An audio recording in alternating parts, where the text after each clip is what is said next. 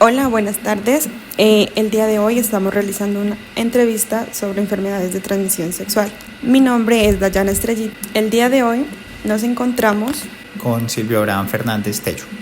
Soy médico, soy especialista en ginecología y obstetricia y actualmente hago parte del equipo asistencial del Hospital Universitario San José. Para empezar, pues primero que todo, este es un trabajo final de la asignatura de salud pública.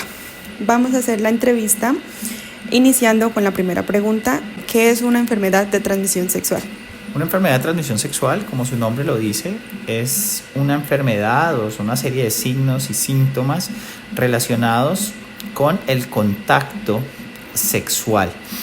En este grupo de enfermedades pues entran enfermedades tan importantes como la hepatitis B, el VIH, las infecciones por virus del papiloma humano, la clamidia, entre otros. ¿Cuál es la más frecuente en nuestro contexto, en este caso en la ciudad de Popayán? Para la ciudad de Popayán hemos tenido una variación desde el punto de vista de prevalencia de la enfermedad. Todo esto mediado pues por una serie de prácticas que hoy por hoy las personas están desarrollando, pero digamos que en términos generales lo que más frecuentemente vemos es la infección por sífilis o la sífilis pues transmitida por el treponema pallidum, las infecciones por VIH y las infecciones por virus del papiloma humano.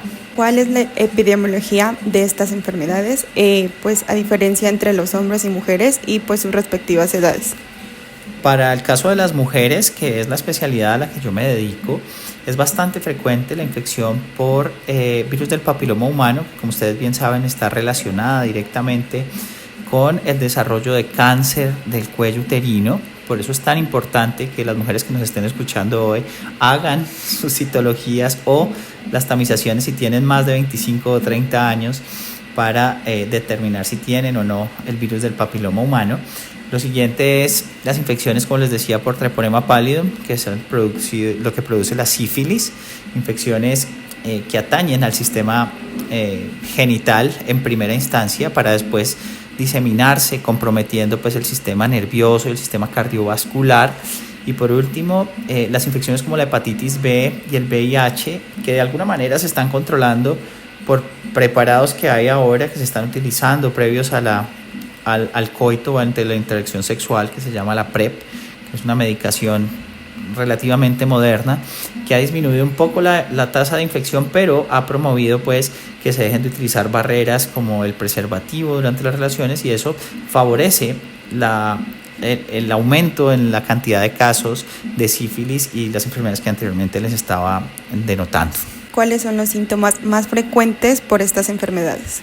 En términos generales, las enfermedades de transmisión sexual se manifiestan en la mujer con flujos vaginales que tienden a ser fétidos con un mal olor, la aparición de lesiones o úlceras en el área genital, la fiebre, el escalofrío, el dolor de cabeza, o sea que son síntomas como generales a la gran cantidad de infecciones, pero como grande, para que ustedes estén muy atentos, la aparición de úlceras no es normal, y el flujo vaginal que tenga mal olor, lo mismo una secreción por la uretra del pene en el hombre también es un indicativo, o las lesiones verrucosas o como verruguitas alrededor del escroto o la base del pene o de los genitales femeninos también son uno de los síntomas más frecuentes que pueden ayudarnos a enfocar el diagnóstico.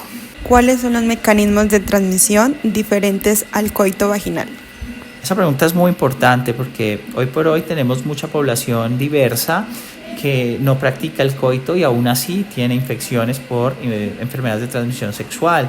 Es importante saber que el sexo oral también es una buena fuente de este tipo de transmisión para este tipo de enfermedades. La vía hematógena, por ejemplo, en pacientes que son transfundidos con sangre que está infectada, que no ha pasado por un proceso correcto de detección, es una buena fuente, o la utilización o el intercambio de de juguetes que han tenido contacto con fluidos corporales o de elementos que han tenido contacto y que entran en contacto con las mucosas de quien lo recibe, puede también ser una fuente de transmisión. Hay que sacarse de la cabeza que enfermedades como el virus del papiloma, por ejemplo, se transmiten o se adquieren yendo a baños públicos, etcétera. Eso es un mito.